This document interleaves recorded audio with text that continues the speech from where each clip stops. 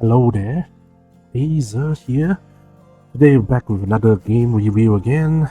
This time it's the everybody's favorite game, it seems, I guess. Now, Space Marine 2, or you should call it Warhammer 40k, Space Marine 2 or whatever. It's the sequel to the first Space Marine game back in like 2011. So it's quite a long while ago, I suppose. But this time it's actually being developed by Saber Interactive, the same developers like who actually did the World War Z game and other stuff, I guess. And it turned out very, very great.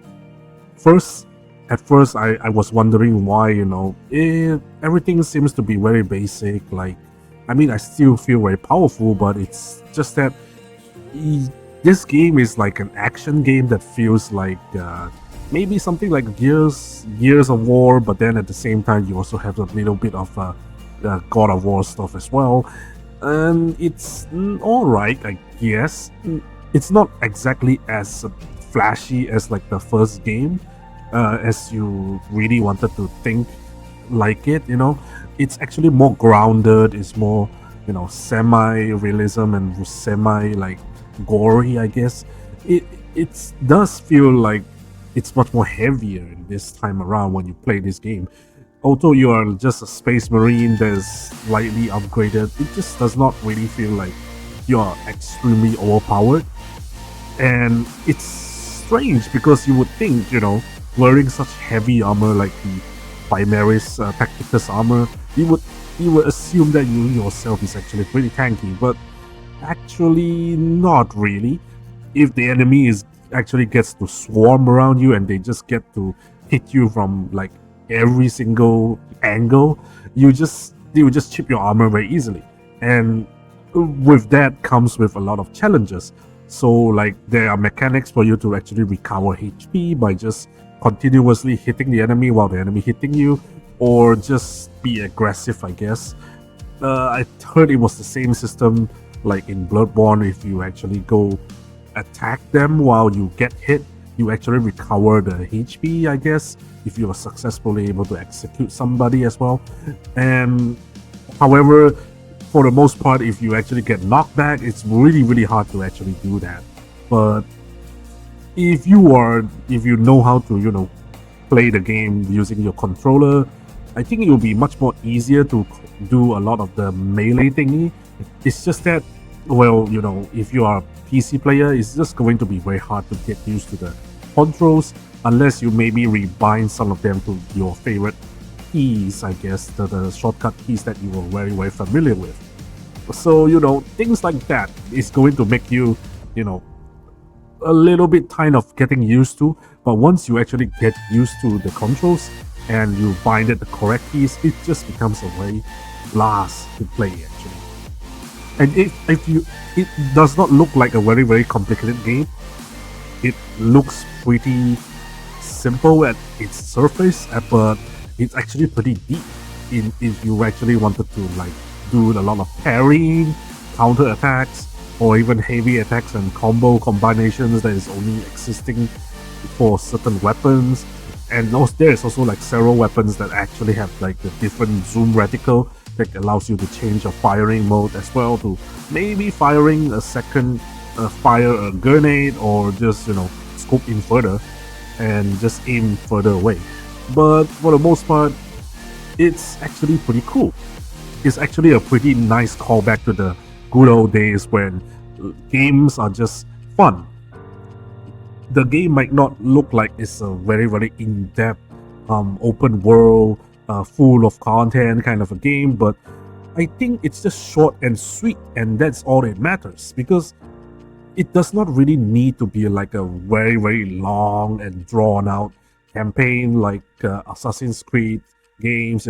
Like those games are actually pretty tiring to continue playing, because you're just going to do the same repetitive kind of an ordeal of killing the enemies over and over again. Now in Space Marine 2, in the campaign, technically you are doing the same thing. It's just that you're going to progress the story, and I think the story is very, very decent enough to actually hold your attention, so that you actually wanted to see what's what's going to happen next and what is going to happen to Titus next and so on and so on.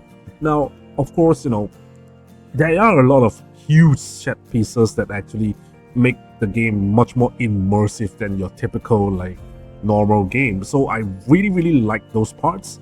And unfortunately, however, in that is the only extent that you can actually see a huge kind of a set pieces is just like in those sessions, I guess. The other times when you can see such huge spectacles are probably like in the operations mode, and that is like the PvE co-op segment. I guess you can play as a separate character, I guess, because if you were to just play campaign mode, you cannot really upgrade your weapons. All your weapons and armors are all set to like a default mode. The only thing you can change is probably the skin and the look of it, or or just how if you wanted to turn on the helmet or turn it off or something like that. But yeah, it's it's actually a short kind of a campaign. I think that is like I don't really know why, but a lot of people keep saying like it's a con because the game is not is like it costs like $40 or something. But I think with how solid the main gameplay at the moment, like actually if you were to play the co-op missions, you just realize there's actually a whole perk tree for each of the 6 classes, and each of those weapons have their own separate perk levels and perk trees and different variants and rarity of the weapons as well, which also like changes the stats on the weapon completely from the basic stock weapon that you actually start off with. So when you are playing the PvE co-op mission, you're just gonna feel like, it's not really that fun at the moment. But once you unlock like the newer stuff and you unlock more perks, you just realize you're just gonna get extremely overpowered in the later, I guess, the later harder difficulties, I guess. But yeah, that's actually because you needed to grind the game. And the highest tier armors requires you to like play like at least like 30 times and above to unlock them, which I think is not exactly that hard to achieve, considering the fact that all of these things are not microtransaction locked behind. Or the most part, I think the only stuff that you can probably cannot unlock is the DLC stuff, but there's not as much DLC stuff in comparison to like the core cost customizations, which is basically the colors and different factions of different chapters and different legions of the Space Marines from like the original, from the original 40k or to the successor chapters as well. And all of them are just, color changes accordingly. You're still using the same armor sets from the game at the moment, but you can actually change your color and customize accordingly to whatever style you wanted. Just like how you paint your miniatures, I guess, from the tabletop game kind of an ordeal, which is extremely cool if you ask me. So, all of these things are being given out for you just if you play the game. And man, it's so refreshing to see another game, a live service that actually doesn't really steal your money or just trying to monetize the whole customization experience completely, just like how Halo had become or how Call of Duty had become. So it's actually pretty cool to see a game like this to exist in this space where there's so much microtransactions, and it's just so refreshing to see a game that does not have a lot of FOMO or any at all, because you can just play the game on and off, especially the PvE mode, like anytime you want or anytime you're free. The only drawback I can see from this operations mode is that each of the operations actually took significant time to complete. Unfortunately, they are not exactly like very quick games. If you don't really have like the day off or something, you probably can only play only so much sessions, I suppose. Not to mention there is also like server issues if your internet is not exactly that stable or you are connecting to other countries. You are probably going to face the infinite loading issues, like the joining server stuck forever loading screen, I guess, which I actually gotten a lot. But maybe that's because of my internet connection, maybe. But if co-op actually works, it just works very flawlessly, because even if your ping is extremely high, for the most part, as long as you're not playing in PvP, I think even if your ping is above like 200, once you actually load into like the gameplay segment, it actually has reduced latency, and it does not really have like have a high latency like how you do when you are in the lobby. So don't look at people's ping in the lobby and assume that, oh, this guy is very laggy, I should pick him. No, it's not true, because when they actually enter the game, it actually then suddenly the internet connection just becomes smooth out and it just works. I don't really know. I think it's probably something that the developers can actually fix in the future, but it's all really minor stuff. Okay, of course, there's another con as well, which is the performance is not exactly to the standard I wanted to. Now, you see a lot of reviewers saying that the game is running very well. Well, the thing is, most of those reviewers are probably running it on like very high-end PC, the GPUs, I guess. So yeah, of course they're gonna run well. But if you are playing on something like a mid-range or maybe a lower-end tier GPU, the graphics, the frame rate is definitely going to be dropping a lot, especially if you were trying to play natively or just trying to have a quality preset, I guess. Even for my PC, it's still kind of like dropping under 60 for the most part. And especially on like very hectic parts, or there's like tons of enemies at the screen or at that place, it's just going to chuck down, especially if you're fighting Tyranids. Now, of course, it really depends, like, especially in the spectacle stuff, there's a lot of things in the screen. Every enemy is firing bullets at each other. Yeah, that's going to chuck your FPS a little bit. But I guess that's probably just a slight optimization issue that developers can probably fix in the future, so I don't really mind it.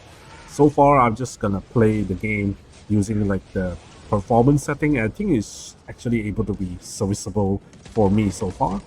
Now, if I really wanted to get the best frame rates, I can just use the frame generator, but it's just gonna generate fake frames though. So unfortunately, I also cannot really like record my gameplay at that point. So it does not really look like a good solution so far, unless you have a very powerful GPU maybe.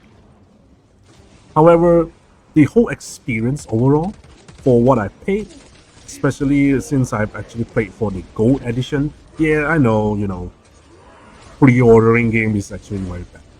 Yes, but I can actually guarantee for anybody who is actually just purchased the basic base game and is waiting for it to release in like September 9th, I can guarantee you that this game is worth every single dollar that you pay for it. And it's way better. It's literally, there is actually a whole campaign that you can complete.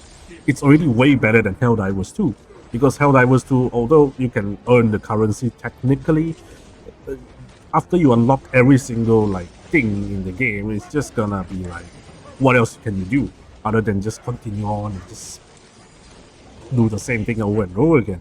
But at least, in Space Marine 2, there is a campaign, there is a PvP segment. So, people who love either of these things are going to enjoy the game regardless. And I'm really glad that the future DLCs and future updates to the game, and like the optimizations and updates and stuff like that, streamlining stuff, is going to be free anyways. So it's actually a very solid game. I still don't understand why journalists give them like very low scores and whatever, but it's overall a very solid game. I understood there's a lot of controversy surrounding the game. Like, for example, the game is slightly actually to slightly bent the game into like a DI kind of an ordeal. But so far, from what I've seen in the game, there's no character that's stood out way out of lore or out of place in the Warhammer 40k universe. So I think they are still very They are very, very loyal to the story. They are still very, very respectful of the Warhammer 40k IP. So they did not actually go overboard and add something that is ridiculous like female space marines yet. Um, but you know what? If they actually add in the Sisters of Battle, I would love to have a Sisters of Battle to be playable as a DLC in the future because that would be so cool. Because I think the Sister of Battles is like even more badass than Space Marines if you ask me. So yeah, those are the real female Space Marines that if you wanted to find anyways. So why not just approach that? Or just do the Sisters of Silence. There is even like Adeptus Mechanicus that are female as well, but I don't really know if that would work in this context or not because they are just gonna be all mechanical anyways. I don't really think Archmagus is playable at the moment, I guess, because they are not exactly combat personnel. They are more likely like priests or something like that, I guess. So overall, if you enjoy the Warhammer 40k universe in any means at all, I believe this is a solid buy. If you like action-packed games, but you don't really love like the hard hard difficulty, like for example, like in Dark Souls, this game just have the right exact amount of difficulty, and it also have a journalist mode, which is the easy mode. If you are really unable to cope with just normal mode. Unfortunately, I believe, if I'm not wrong, if you are trying to go through the game on the hardest difficulty, apparently it was extremely hard to solo.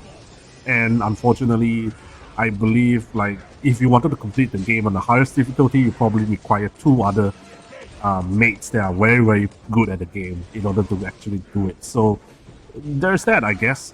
It's a very solid. It does really capture the Space Marine vibes very well. The environment building, the world building, everything is excellent. The voice acting is really good as well. The Space Marines are just Space Marines. Like they are all primaries and they are just very cool after all, no matter who they are, you know. And the customizations are free. Everything is just so consumer friendly that I can suggest this game to anybody who just love action game in general. So just get it.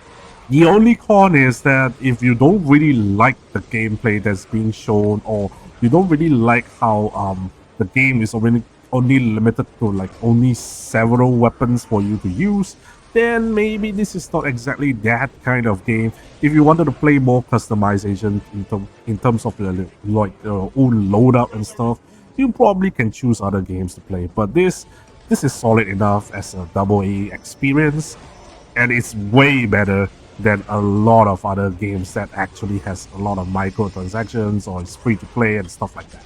So yeah, this is my review. If you like my video, please leave a like and subscribe. And for more future content, please do support my channel as well, because I really wanted to just, you know, continue and break my mode of like stagnating subscribers. I don't really know why, so I can actually make more videos in the future. And that's it. Sayonara.